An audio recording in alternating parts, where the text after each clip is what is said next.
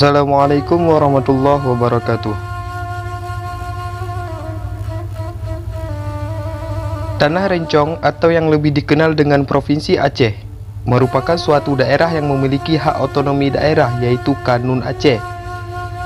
Aceh sendiri juga merupakan kota Serambi Mekah, di mana budaya, adat dan hukum Islam dijunjung tinggi. Dalam peranannya di bidang hukum dibentuknya Kanun Jinayat ataupun hukum pidana Islam di Aceh. Salah satu bentuknya yaitu hukum cambuk. Syariat Islam ini diperkuat kembali di dalam Undang-Undang Nomor 18 Tahun 2001 dan Undang-Undang Nomor 11 Tahun 2006 tentang Pemerintahan Aceh.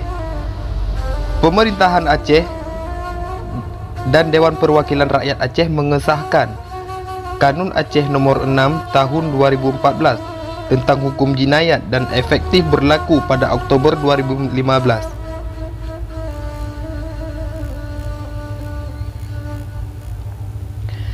Tata laksana hukum pelaksanaan cambuk dalam Al-Quran dapat dilihat pada ayat 2 dari surat An-Nur.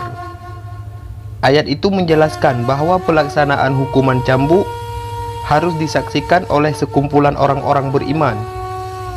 Ayat ini menjadi dasar bahawa tata laksana hukuman cambuk harus di depan umum atau tempat terbuka.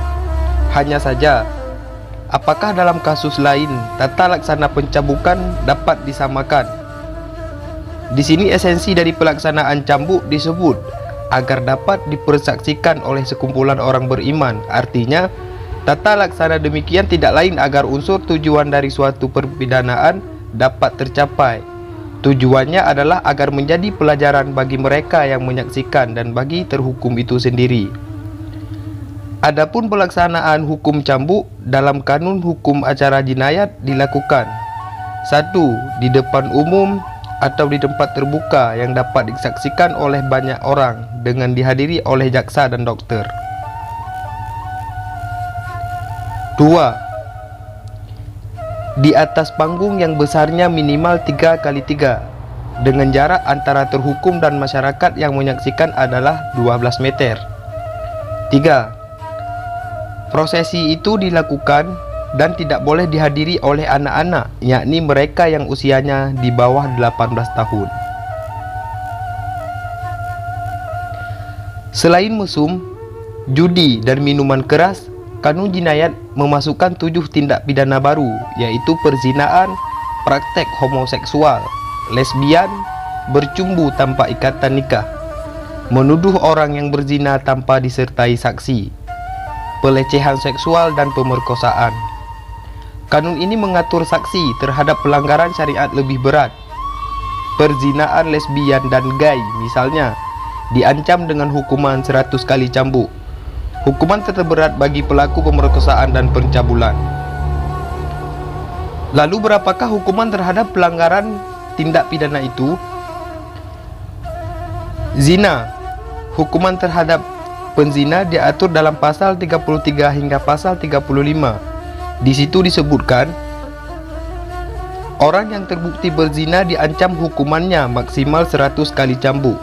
Sedangkan jika terbukti mengulangi perzinaan, maka diancam hukuman 100 kali cambuk dan dapat ditambah 120 kali cambuk atau penjara 12 bulan. Selanjutnya, pelecehan seksual. Kanun Jinayat juga mengatur soal pidana pelecehan seksual. Pasal 46, Kanun mengancam dengan hukuman 45 kali cambuk atau denda paling banyak 450 gram emas murni atau dipenjara paling lama 45 bulan. Sedangkan pelaku pelecehan seksual terhadap anak diancam dengan hukuman cambuk 90 kali atau denda paling banyak 900 gram emas atau penjara 90 bulan. Selanjutnya ada pemerkosaan. Kasus pemerkosaan juga mendapat perhatian serius. Pada pasal 48 disebutkan bahawa pelaku pemerkosaan diancam hukuman cambuk paling sedikit 125 kali, paling banyak 175 kali cambuk atau denda paling sedikit 1250 gram emas murni atau penjara 125 hingga 175 bulan. Selanjutnya ada kazaf.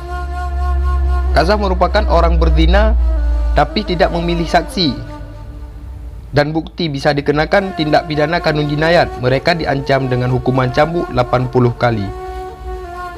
Selanjutnya ada liwat. Liwat ini sama juga dengan homoseksual, diancam keras dalam kanun jinayat dengan hukuman cambuk paling banyak 100 kali atau denda paling banyak 1000 gram emas murni atau penjara paling lama 100 bulan. Kalau kedapatan mengulangi perbuatannya, maka diancam hukuman 100 kali cambuk dan dapat ditambah paling banyak 120 gram emas murni atau penjara paling lama 12 bulan. Selanjutnya ada lagi musakaf. Musakaf ini sama juga dengan kata-kata lesbian, diancam dengan hukuman 100 kali cambuk atau denda maksimal 1000 gram emas murni atau penjara maksimal 100 bulan. Mengulangi, jika diulangi lagi maka hukumannya bisa bertambah sama halnya dalam kasus homoseksual.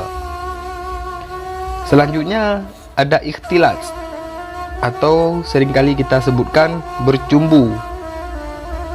Itu akan dikenakan hukuman maksimal 30 kali cambuk atau denda maksimal 300 gram emas atau penjara maksimal 30 bulan. Sedangkan selanjutnya ada khalwat. Pada kanun sebelumnya, pelaku mesum memperoleh hukuman maksimal 9 kali cambuk. Namun, dalam kanun jinayat hukumannya bertambah menjadi 10 kali atau denda 100 gram emas murni atau dipenjara maksimal 10 bulan.